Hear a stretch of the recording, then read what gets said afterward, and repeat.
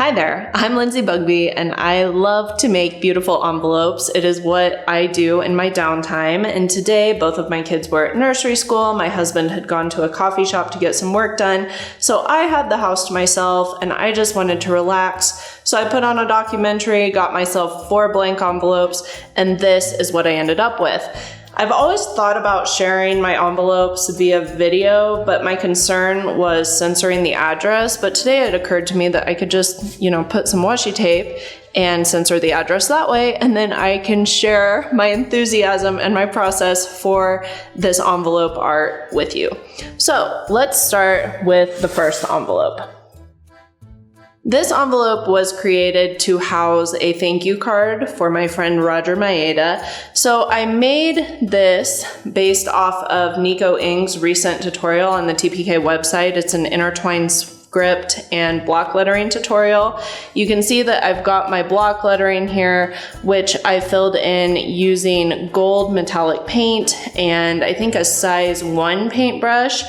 And then I have my script lettering here, which was created using Dr. P.H. Martin's bleed-proof white ink and a Browse rose nib, because the rose gives you these nice strong upstrokes. We want strong upstrokes here when we have block lettering versus script, because you want to be able to see these upstrokes. Delicate is not our friend here with this type of motif. Of course, I started off with a pencil draft, which was created using a white mechanical pencil. Just to be safe, I let this dry overnight. I didn't want any smudging when I erased the pencil guidelines. So then I erased those this morning with a black eraser so I wouldn't get any smudging on my black envelope. And then I used a Nico G nib to write the rest of Roger's address down here, taking special care to make sure that the zip code is very legible, because that's what's going to ensure the safe delivery of this envelope. To finish up, I put on this stamp in an unconventional orientation, but I didn't want the postage to obscure any of my strokes here. It should still sail through the mail, so that is how I made that envelope. And then after I got done, and look at how this changes based on the light. Isn't that so cool? I love metallic watercolors. When I got done, I put in an envelope liner. So this is just from the Bluebirds bundle from the TPK website, and I will link to how to make a liner in this video description, but it just adds that much more when he opens this, and then he's going to see these really cool hand-drawn bluebirds. The second envelope, this is maybe my favorite of the bunch just because of the cool color scheme and the lettering. It's all block lettering here. We're not seeing really any script, just a couple of embellishments like on the S and on the G. So what I did was I started with a pencil draft using my white mechanical pencil, and then I went over that draft using the Browse Rose nib and bleed-proof white ink. Once that had completely dried, I used my black eraser to get rid of any white guidelines, and then I went through with a light green colored pencil and I added some reinforcement to the right side of any slightly vertical stroke. So you can see the right here has reinforcement, right here, right here, right here, right here. So that kind of gives it almost a 3D look, but not quite. It's just a cool artistic technique. Then when I got done, I went through my stamp collection and found stamps with tones of blue or green to match the envelope.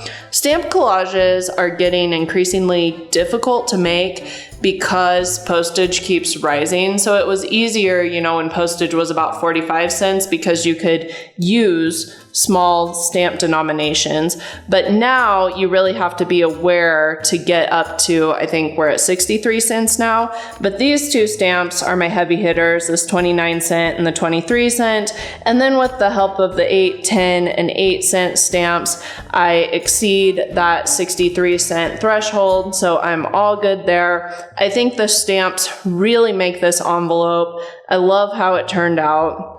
And then for the liner on this one, I did the badminton birdies, and this is from the Letter Writer's Complete Resource. I love how it contrasts, sort of gives a playful elegantness to this envelope art.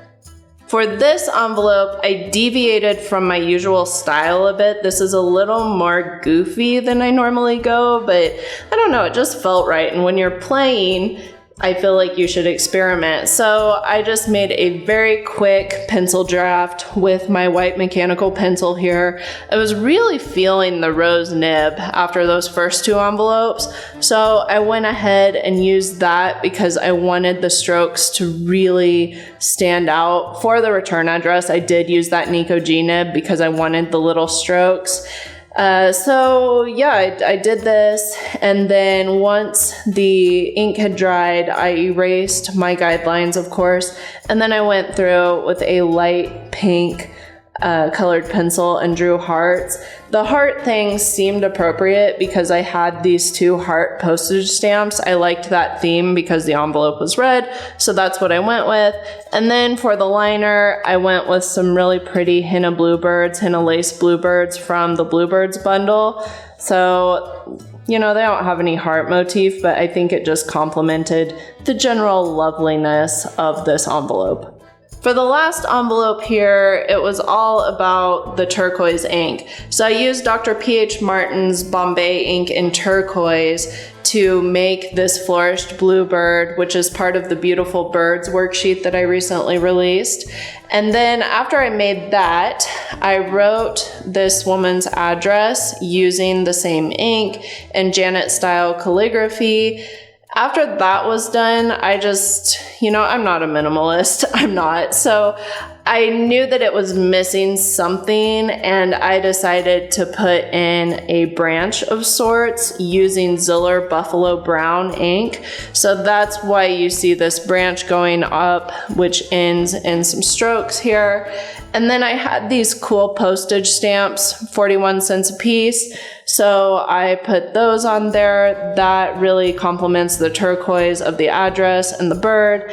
And then I put my P.O. box here on the side, just because this area I felt like could use a little bit more. And of course, I don't always put my address on the front of an envelope, but if you do put your address on the front, then the likelihood of the envelope being returned to you because this gets flipped around in the machine is reading it wrong lessens. So what I'm saying is sometimes if you put your address on the back, and especially if it's big in the US, the postage machine will get confused and read your own address and send it back to you. So if you put your address on the front, if you're US based, that's always a good idea, but sometimes I like to live on the edge and write my address very small on the back.